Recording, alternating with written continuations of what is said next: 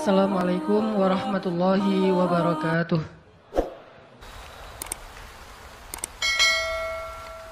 Alhamdulillahi alladzi hadana li hadza wa ma kunna linahtadiya laula an hadanallah.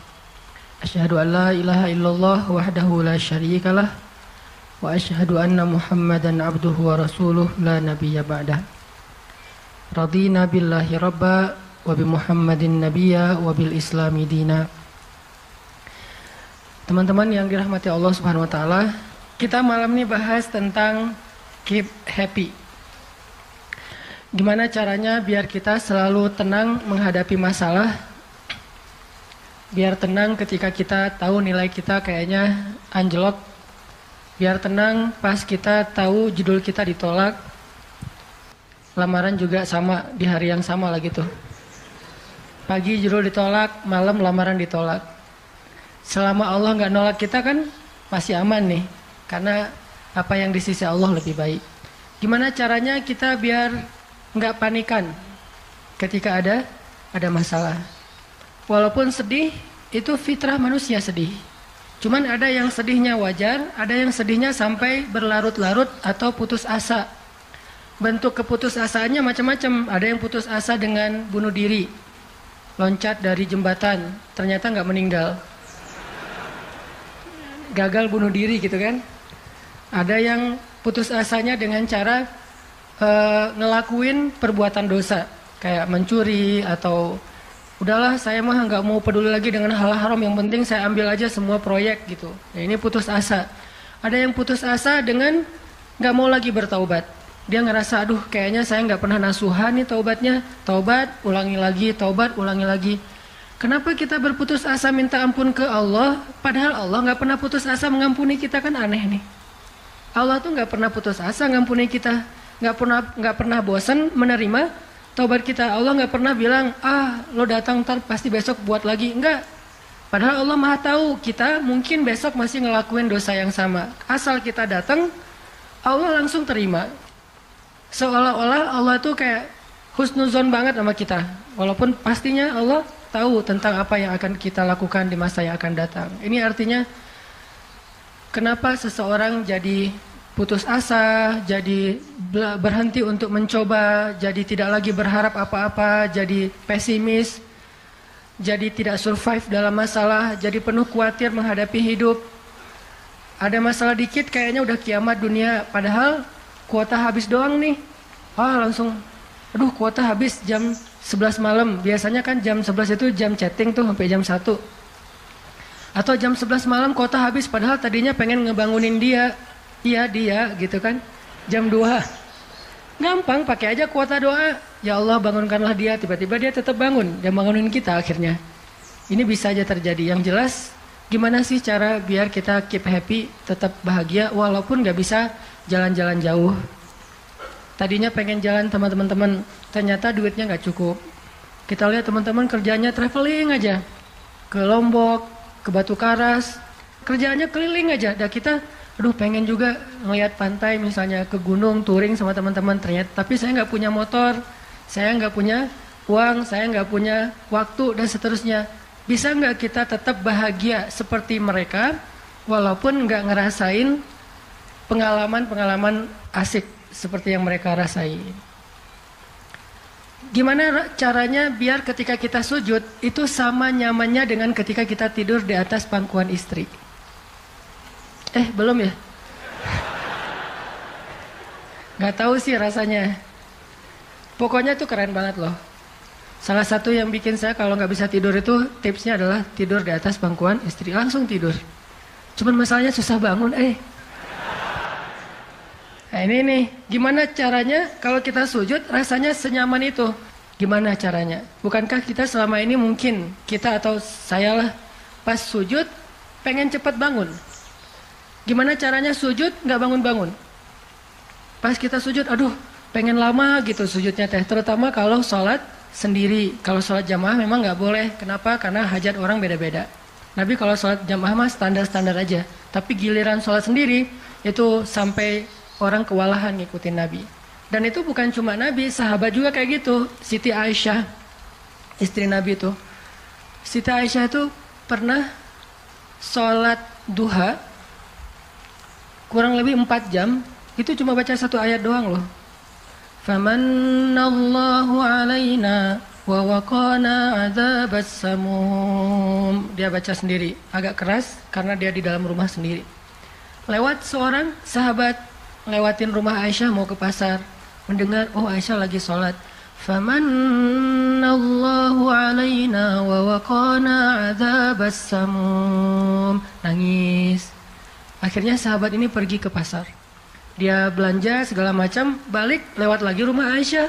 Setelah kurang lebih 2 jam, pas dia lewat lagi rumah Aisyah, dia masih mendengar Aisyah membaca kalimat Famanallahu alaina wa waqana adzabas samum. Nangis lagi.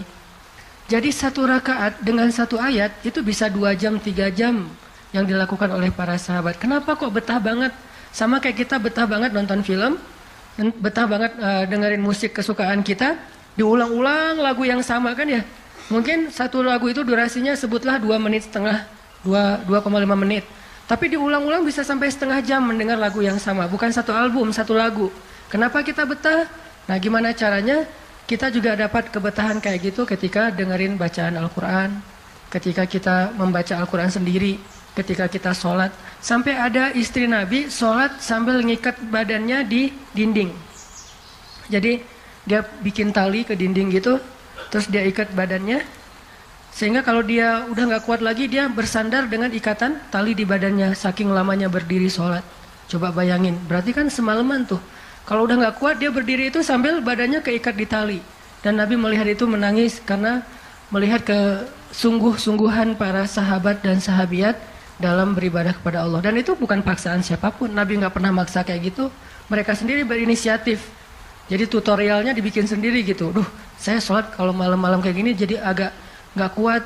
Atau saya lagi sakit nih, lagi lemes nih, lagi kurang makan. Ya udah deh, agar tetap bisa berdiri, dia ikat tali, dia ikat ke badannya, terus berdirinya kayak orang-orang setengah sadar gitu. Nah ini menunjukkan ada kenikmatan yang luar biasa yang mereka dapetin ketika mereka dekat dengan Allah Subhanahu wa taala. Gimana sih caranya biar kita bisa kayak gitu? Gimana caranya kita entertain kita itu adalah zikrullah. Boleh-boleh aja kita entertainnya nonton film, dengerin musik-musik yang positif. Entertain kita mungkin chatting, entertain kita mungkin update status, entertain kita mungkin kepoin mantan misalnya. Boleh-boleh aja selama masih wajar. Tapi bisa nggak entertain kita yang lain itu zikrullah. Dengan mengingat Allah kita jadi terhibur gitu. Dan itu entertain luar biasa pahalanya. Gimana caranya? Ini yang kita pengen belajar malam ini. Sehingga kita bisa tetap happy walaupun dalam keadaan tadi akhir bulan, dalam keadaan habis diputusin, dalam keadaan ditolak, dalam keadaan bingung, galau, segala macam termasuk habis pulsa. Tetap bisa happy. Pas telepon, pulsa Anda tidak mencukupi. Masya Allah, gitu. Senyum gitu ya. Bukan, gimana nih apa panik. Biasa aja. Nah ini kita perlu belajar. Saya juga merasa butuh mempelajari lagi gimana caranya biar bisa ngerasain itu. Dan nasihatnya bukan dari saya. Karena saya juga masih belajar, belum istiqomah amat nih. Tapi nasihatnya dari para ulama yang diambil dari ayat Al-Quran dan hadis-hadis Rasulullah SAW. Nah sebelumnya coba kita perhatiin dulu kisah tentang ketenangan dengan mengingat Allah tuh kayak gimana. Salah satunya ada di surat At-Taubah yang terkenal. A'udzu billahi minasy syaithanir rajim. Illa tansuruhu faqad nasarahu Allah. إذ أخرجه الذين كفروا ثاني اثنين إذ هما في الغار إذ يقول لصاحبه لا تحزن إن الله معنا فأنزل الله سكينته عليه وأيده بجنود لم تروها وَجَعَلَ كَلِمَةَ الَّذِينَ كَفَرُوا السُّفْلَى وَكَلِمَةُ اللَّهِ هِيَ الْعُلْيَا وَاللَّهُ عَزِيزٌ حَكِيمٌ. Kalau kalian tidak menolongnya, maka sungguh Allah akan menolongnya. Seperti ketika orang-orang kafir mengeluarkan dia dari kota Mekah pada saat dia menjadi salah satu di antara dua orang yang berdiam di dalam gua, yaitu gua Thur. Ketika ia berkata kepada sahabatnya, yaitu Abu Bakar, dia di sini siapa? Rasulullah SAW. Ketika dia berkata kepada sahabatnya, la tahzan, innallaha ma'ana. Janganlah kamu khawatir, bersedih, takut, itu sama. Sesungguhnya Allah bersama kita. Maka Allah Subhanahu wa taala menurunkan rasa ketenangan kepadanya dan menolongnya dengan tentara yang kalian tidak bisa melihat. Sehingga Allah menjadikan kalimat orang-orang kafir itu menjadi dikalahkan atau rendah, dan kalimat Allah adalah kalimat yang tinggi, dan Allah Maha Perkasa lagi Maha Bijaksana.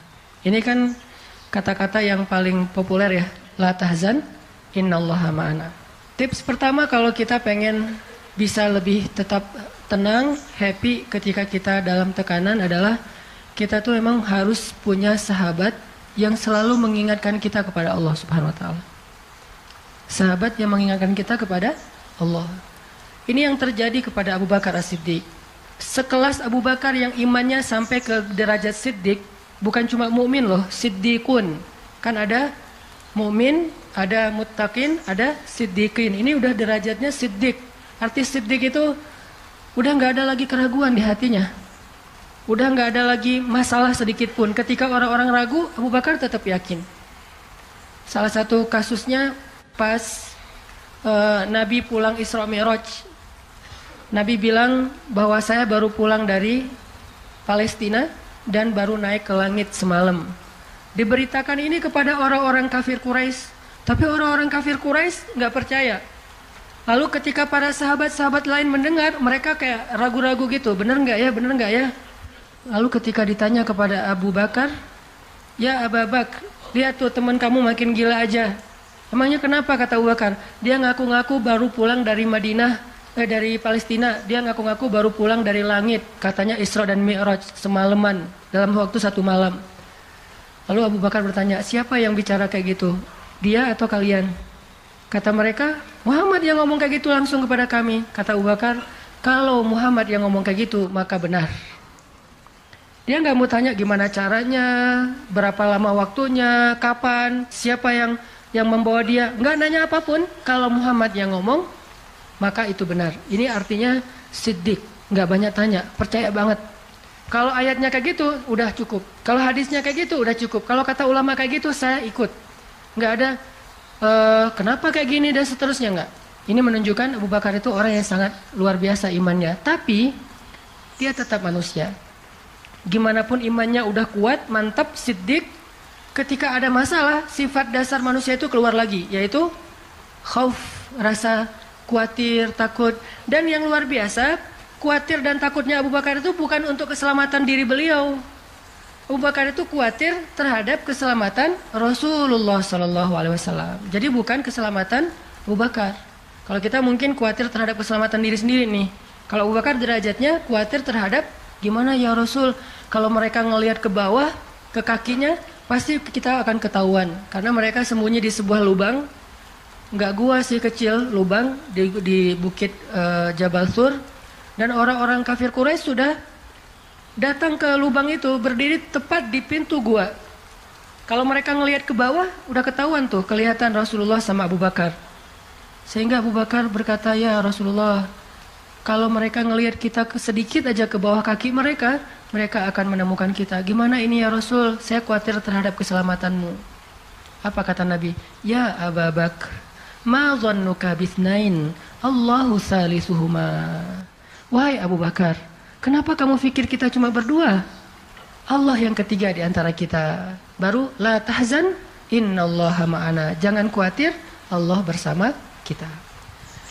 Kata-kata ini kalau diucapkan oleh orang solih pada waktu yang tepat ketika kita ngalamin satu masalah besar, itu akan luar biasa memberikan efek ketenangan buat kita. Tapi waktu yang tepat. Kalau normal-normal aja kayaknya agak kurang ngaruh nih. Makanya kata-kata kayak gini itu timingnya tuh harus pas. Dan yang mengatakan orang yang memang punya aura kesolehan yang luar biasa.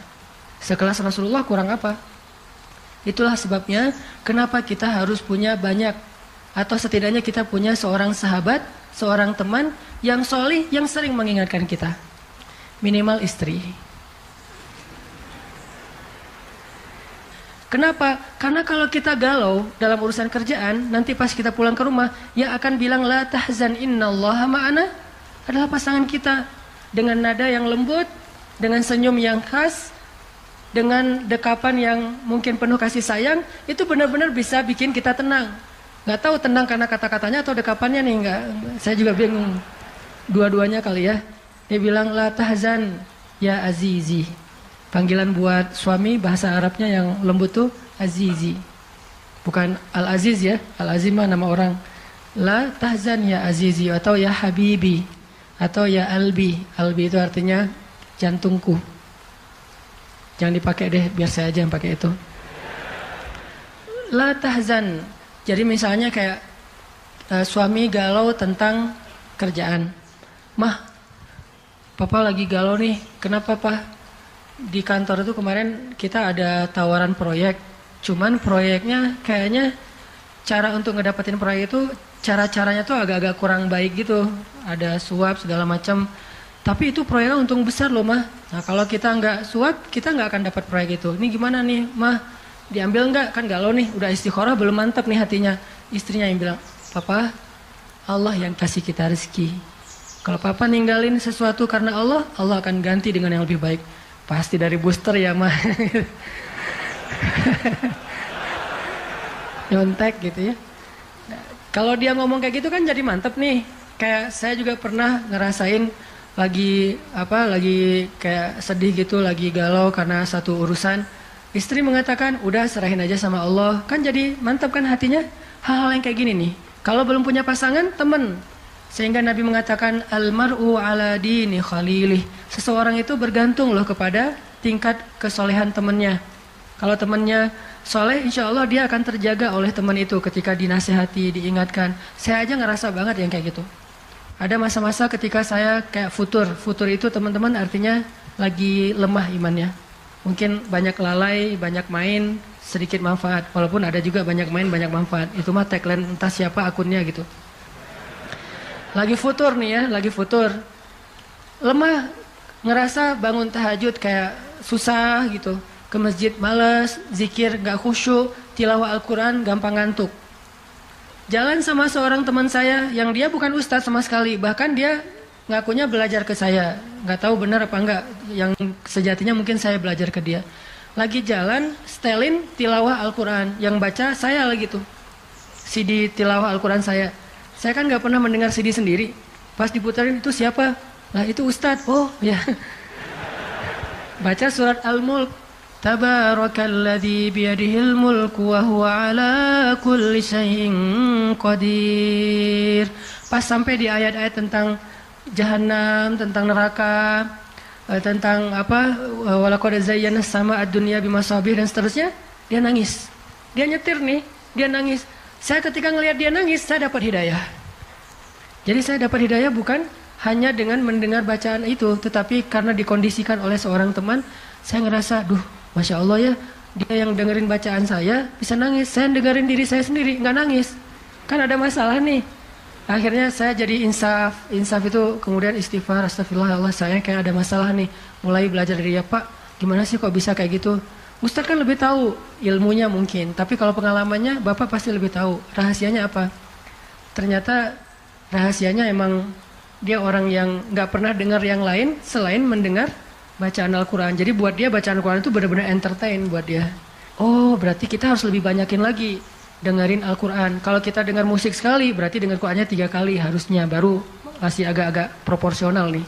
Sehingga gampang kesentuh, hatinya itu mudah. Tapi pelajarannya tetap teman yang ngebawa kita kepada sesuatu. Ternyata triknya pertama, mengingat Allah itu kan bukan cuma menyebutkan Allah, Allah, Allah. Tapi ketika kita sedang dalam keadaan bingung, khawatir, galau, sedih, tertekan, panik, tiba-tiba teman kita mengingatkan kita kepada Allah dengan bahasa yang sederhana. Kalau bahasa sederhananya Al-Quran, la tahzan, innallaha ma'ana. Dan itu boleh diterjemahin ke bahasa yang lebih sederhana versi kita.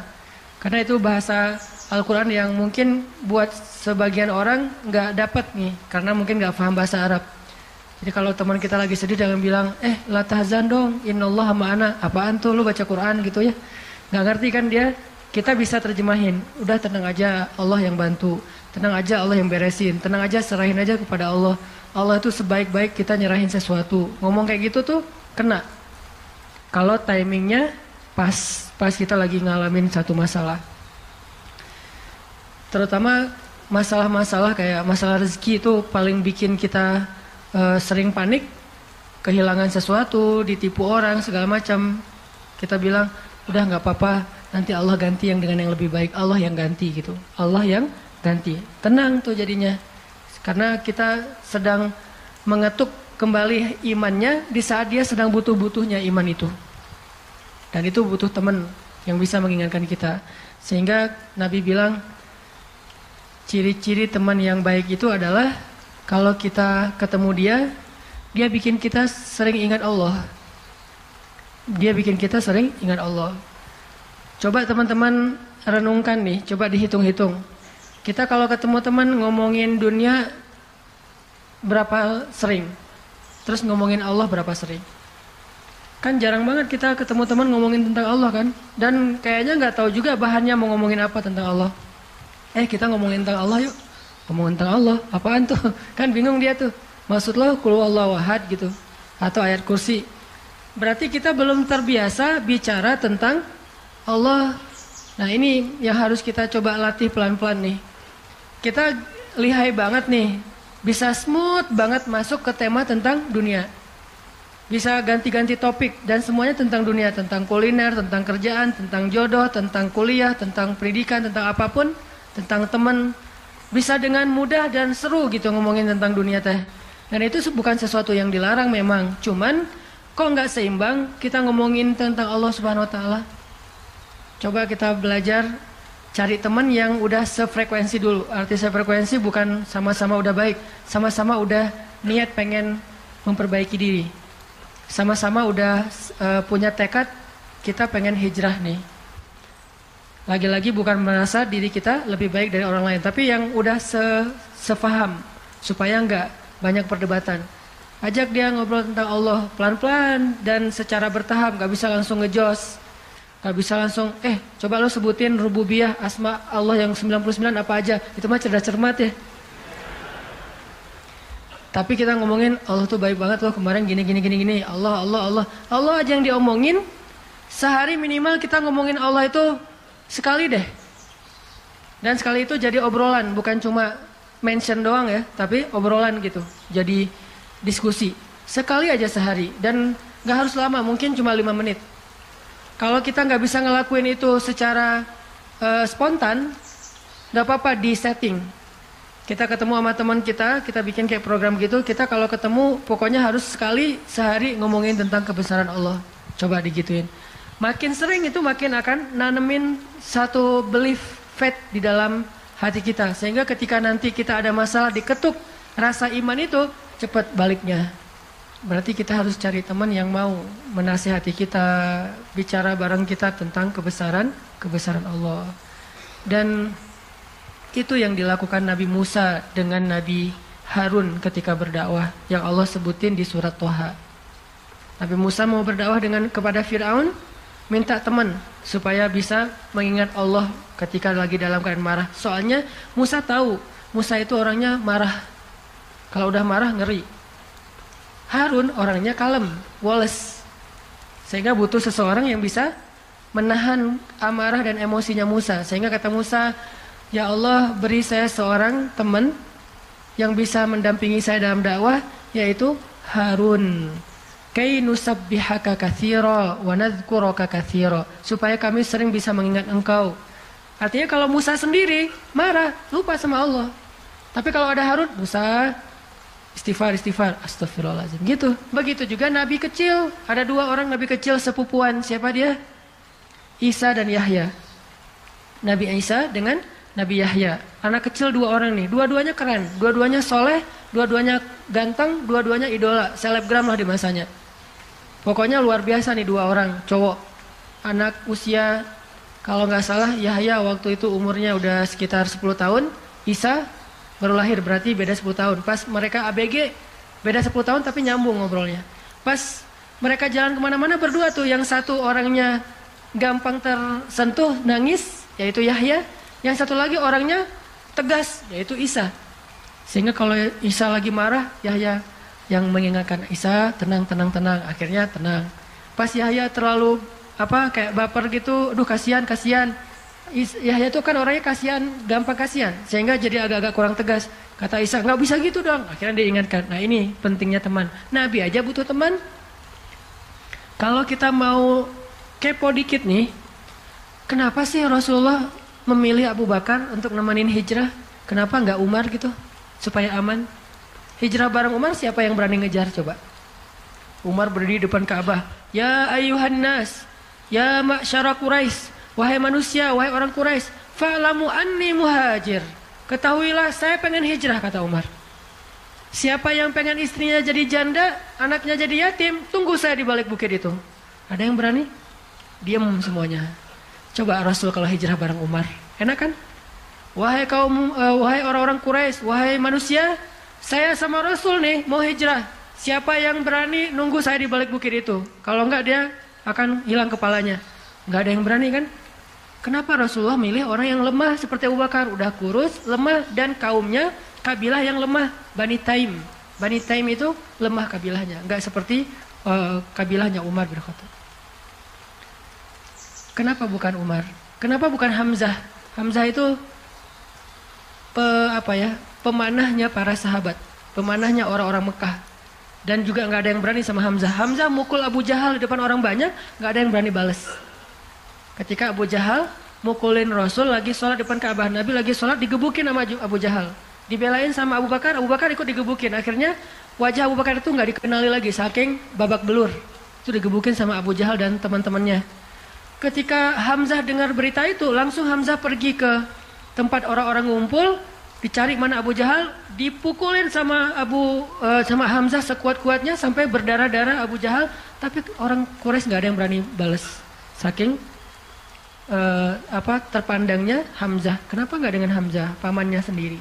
Atau kenapa nggak dengan Utsman gitu, yang kaya raya, yang bisa memberikan fasilitas VIP untuk Rasulullah, naik mobilnya Alphard gitu, nyaman hijrah. Kenapa Abu Bakar yang udah jatuh miskin, fisiknya lemah, kabilahnya tidak dipandang? Kenapa? Karena Abu Bakar itu yang paling solih di antara semua sahabat. Jadi pilihannya kesolihan, bukan kekuatan fisik. Kenapa? Kesolihan itu bisa menutupi kekuatan fisik yang kurang. Kenapa? Allah yang maha kuat. Kesolihan bisa menutupi kurangnya harta, Allah yang maha kaya. Kesolihan bisa menutupi kekurangan dari dukungan kabilah, Allah lebih banyak lagi dukungan dari langit dan bumi. Yang dicari oleh Rasulullah itu adalah teman yang soleh. Ya Abu Bakar, temani saya hijrah. Siap ya Rasulullah. Hasilnya apa? Dikejar-kejar sama orang Quraisy karena mereka nggak takut dengan Abu Bakar.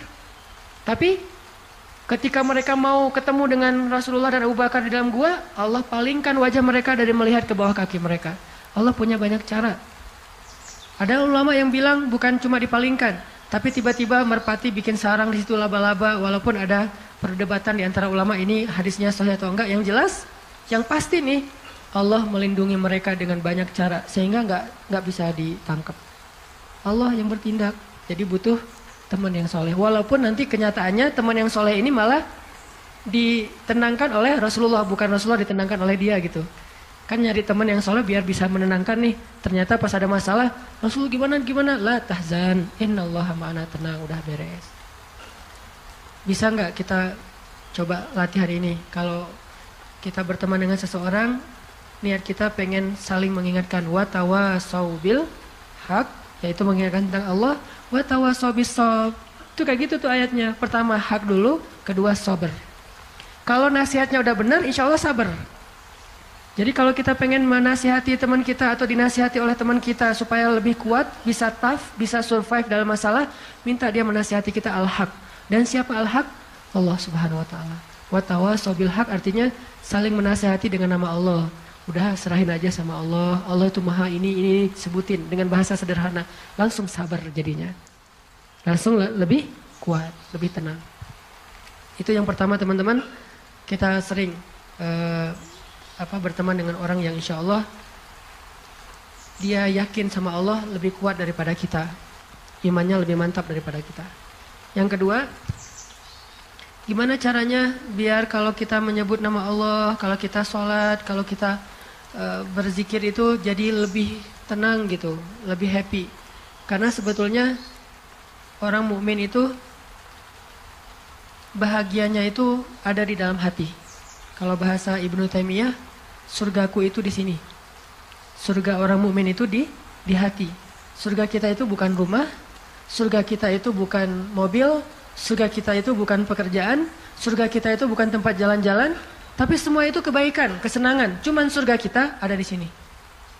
Dan ini kita bawa kemana-mana. Jadi nggak susah menemukan surga teh. Aduh, bete nih kenapa nggak bisa jalan? Bete nih kenapa nggak bisa nonton? Bete nih kenapa nggak bisa nyaman di rumah? Bete nih kenapa? Gampang bete karena surga kita bertempat di sesuatu tempat yang sulit untuk kita jangkau. Harusnya itu jadi hiburan buat kita, bukan surga. Sedangkan surga memang adanya di hati. Ada masalah, Allah lebih kuasa, makhluk tidak kuasa. Ada masalah, kita bilang Allah maha besar, masalah saya kecil dibandingkan Allah. Kalau dibandingkan kita, mungkin kita lebih kecil daripada masalah. Tapi dibandingkan Allah kita, Allah lebih besar. Allahu Akbar. Kita belajar Allah yang maha memelihara. Kita kan dipelihara Allah, terus ngapain kita khawatir? Kalau gitu nggak usah ikhtiar, ikhtiar. Tapi jangan libatkan hati. Ikhtiar itu pakai tangan, pakai kaki, pakai tenaga fisik. Hati nggak perlu berikhtiar. Hati itu bertawakal. Fisik kita berikhtiar, hati kita bertawakal. Jangan sampai hati kita ikut ikhtiar, nih bahaya nih. Kalau hati kita ikut ikhtiar, berarti kita lebih percaya kepada makhluk daripada Allah. Nanti akan mentok, kalau udah mentok putus asa, itu penyebabnya. Gara-gara hatinya baper dengan ikhtiar. Ketika jalan-jalan ikhtiar itu tertutup, hati kita jadi give up. Nyerah aja deh. Sedangkan kalau hati kita nggak ikhtiar, dia cuma tawakal. Jalan tertutup, dia masih bilang, Allah maha kuasa. Ala kulli syai'in qadir. Segala sesuatu Allah maha bisa. Nggak mungkin nggak bisa. Tetap. Makanya jangan ikhtiar pakai hati. Ikhtiar pakai tenaga. Hati tawakal babnya. Sehingga tawakal itu amal hati. Ikhtiar itu amal fisik. Kan dalam Islam itu ada amal batin, ada amal zahir ya. Amal batin, hati. Amal zahir, fisik kita. Ikhtiar, amal zahir. Jangan dicampur dengan amal batin. Coba teman-teman buka deh surat Hud, surat 11. Kalau ragu tentang rezeki baca nih ayat nih. Surat 11, surat Hud ayat 6. Wa ma min dabbatin fil ardi illa 'ala Allahi rizquha wa ya'lamu mustaqarraha wa mustawda'aha. Kullun fi kitabim mubin. Tidak ada satu hewan melata pun di muka bumi kecuali Allah menjamin rezekinya. Ini amalan hati nih. Ini ayat untuk menguatkan hati kita, bukan menguatkan fisik. Tapi biasanya hati kalau udah kuat, fisik kebawa. Kan kata Nabi kalau hatinya baik, yang lain ikut baik. Kalau hatinya buruk, yang lain ikut buruk. Jadi kalau hatinya udah give up, pasti fisiknya jadi lemah. Kalau hatinya tough dan masih punya belief ke Allah, masih punya harapan, maka fisiknya juga akan kuat. Wa ma min dabbatin fil ardi illa 'ala Allahi rizquha wa ya'lamu mustaqarraha wa mustawda'aha. Allah tahu di mana rezeki kita disimpan. Allah tahu kemana kita akan membelanjakan rezeki itu. Semuanya tertulis di dalam kitab yang jelas. Allah yang tahu. Allah yang menjamin. Nggak ada yang nggak dijamin rezekinya. Makanya saya pernah cerita tuh dulu di mall sebelah. Saya sama istri habis kajian di sini atau sebelum kajian di sini sebelum maghrib sempat mau belanja dulu, belanja di supermarketnya di bawah, lantai bawah. Dari lobi kita mau ke bawah itu cari eskalator kan ya, belok kanan cari eskalator, ternyata salah ngambil jalan. Kita habis belok kanan langsung belok kiri, harusnya kalau belok kanan lagi sekali lagi langsung eskalator turun tuh. Pas karena kita belok kiri akhirnya kita muter. Gara-gara muter ngelewatlah sebuah stand baju kaos yang lagi diskon. Wih, diskon 50%. Akhirnya saya sama istri masuk. Ternyata lucu-lucu juga buat anak gitu. Alhamdulillah akhirnya kita beli 2 helai. Baru setelah itu kita jalan lagi cuma beberapa meter masuk eskalator turun. Siapa yang telah menggerakkan kaki saya sampai salah jalan? Sehingga saya harus muter dan akhirnya masuk ke stand itu. Alallahi rizquha. Allah yang menjamin rezeki. Kayak gitu cara Allah menskenariokan. Kalau saya ngambil jalan kanan mungkin saya nggak akan masuk ke toko itu. Berhubung saya ngambil jalan kiri, akhirnya muter, masuklah ke toko itu. Allah punya banyak cara. Kenapa kita khawatir dengan stand orang lain yang mungkin lebih dekat ke pintu, lebih dekat kepada stage yang di tengah kalau bikin event segala macam. Kenapa? Kita udah ikhtiar, dapatnya cuma ini. Kayak lagi ada event, kayak festival gitu, kayak ada bazar, kita punya banyak stand. Stand kuliner kita paling pojok, dekat toilet. Stand kuliner teman-teman kita tuh paling depan. Dan di situ stage banyak acara tausiah segala macam. Oh kayaknya di situ lebih laku. Belum tentu juga. Bisa jadi pada waktu itu banyak orang yang sakit perut atau apa akhirnya ya lewat. Aduh ini kayak seru juga nih di sini nih, makan di sini. Gak usah jauh-jauh sambil nunggu makan. Allah yang punya cara. Saya kan pernah cerita kesasar sampai ke Cirebon. Kenapa kesasar? Ada suatu hari Minggu kayak lagu. Satu hari Minggu. Ada satu hari Minggu nih. Bingung kita pengen keluar sama keluarga, sama anak-anak. Kita keluar yuk. Saya bilang ke anak-anak, hayu kata anak-anak. Kemana? Ke Kota Baru aja. Di situ kan ada jam matahari tuh. Kita lihat jam matahari. Hayu naik mobil masuk tol nih. Pas sudah masuk tol Pasteur, berubah pikiran. Terlalu dekat, nggak berasa liburan ya? Ya. Terus mau kemana? Ke Jakarta aja yuk. Ke Ancol. Ada pantainya. Oh ayo ke Dufan. Jalan akhirnya nggak jadi belok pada larang, lurus. Niatnya ke Ancol. Sebelum Cikampek berubah lagi pikiran.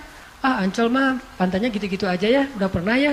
Terus gimana dong? Cari pantai baru deh yang di daerah Indramayu, Cirebon gitu. Siapa tahu ada yang lebih bagus yang masih virgin.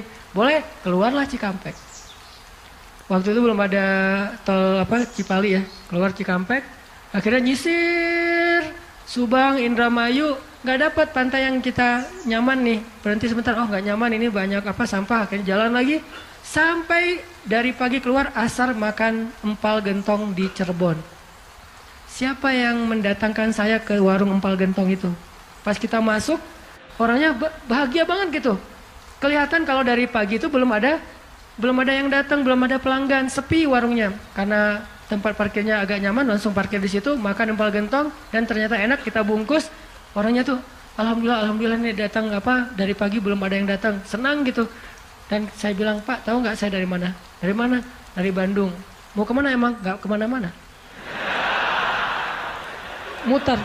Jadi kita cuman dari Bandung cuma pengen makan empal gentong di Cirebon ujung-ujungnya. Pulang sampai ke Bandung jam 10 malam macet lagi tuh di Sumedang karena ada perbaikan jalan. Cuman pengen makan empal gentong, ngasih rezeki ke orang di Cirebon, kayak gitu banget tuh caranya tuh, coba lihat cara Allah. Oh yakin nih sama Allah, Allah bisa banget ngedatangin. Kalau ini terjadi kepada orang lain, berarti kalau saya cari rezeki bisa juga caranya kayak gitu. Allah kan punya banyak cara. Cuman kadang-kadang atau seringnya kita nggak tahu cara itu, tahu hasilnya doang nih. Tiba-tiba dapat. Sesederhana itu kita berpikir, akhirnya sesederhana itulah syukur kita ke Allah. Kalau kita tahu gimana rumitnya rezeki itu datang ke kita, kita akan syukurnya lebih pasti tuh. Masya Allah ya, Allah ngedatangin rezeki ke saya tuh gitu-gitu amat, sampai ada orang yang kesasar sekeluarga, bingung gitu. Tapi kan dia, kalau saya nggak cerita dia nggak akan tahu, dia pikir cuma orang yang memang tinggal di Cirebon atau emang lagi jalan lewat kebetulan mampir. Artinya karena dia nggak tahu prosesnya, rasa syukurnya juga sederhana. Sama kayak kita nggak mensyukuri masakan istri kita kalau yang udah punya. Istri itu masak tuh rempong loh dari pagi, wah sampai ganti lagi. Kita nggak tahu ya, mungkin istri kita baru belajar masak, gagal 2 kali loh. Itu yang ketiga tuh, nggak enak pula. Udah gagal 2 kali. Dan kita pikir cuma masak sayur gini doang mah, sayur bening mah gampang. Kita kan nggak tahu prosesnya. Sehingga apresiasi kita juga ya segitu-gitu aja. Kalau kita tahu prosesnya, walaupun cuma sayur bening sama telur ceplok, kita akan peluk istri kita, "Mah, makasih banyak ya, Mama udah berkorban banget buat Papa. Mah, hari ini makanan terenak sepanjang hidup Papa loh, Mah." Kenapa ngomong gitu? Karena tahu prosesnya. Gitu juga kita ke Allah. Karena kita nggak tahu proses rezeki itu Allah setting sampai datang ke kantong kita. Kita kayak, ya alhamdulillah gitu doang. Tapi kalau kita tahu, Masya Allah, ya Allah, alhamdulillah atas semua nikmat yang kau berikan, puji-puji Allah. Artinya teman-teman, kalau galau tentang rezeki dari Allah, tentang pekerjaan, tentang kuliah, segala macam, termasuk tentang jodoh, coba baca ayat 6. Semua Allah yang jamin. Ini bab hati ya, lagi-lagi bab hati. Ikhtiar mah jalan aja terus, tapi hati, Allahi rizquha, Allah yang menjamin. Itu baru jadi tenang nih, mengingat Allah, tetap happy, gimana-gimana juga. Dan ini ditaraddud, diulang-ulang. Coba diulang-ulang nih ayat nih. Jadikan salah satu ayat favorit. Kalau kita lagi galau, langsung baca ayat ini berulang-ulang. Sendiri kalau bisa. Baca dulu terjemahannya, hafal. Kalau udah hafal terjemahannya, tinggal baca ayatnya berulang-ulang.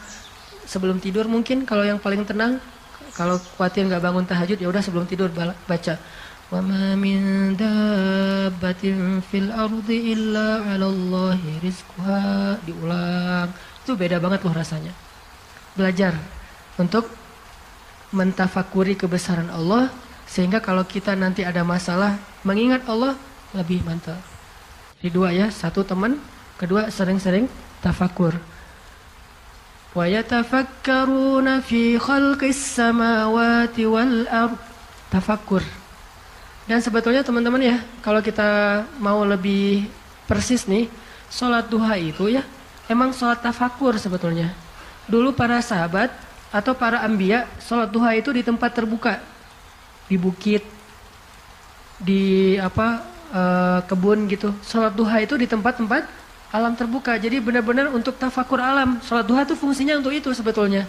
Walaupun boleh banget dilakuin di dalam ruangan, di masjid, di rumah, di kantor. Boleh banget di kampus. Tapi kalau kita ada kesempatan sesekali, coba deh. Sengaja ngapain touring ke atas misalnya, ke Lembang, pengen duha. Dan duduk sendiri, jangan berjamaah.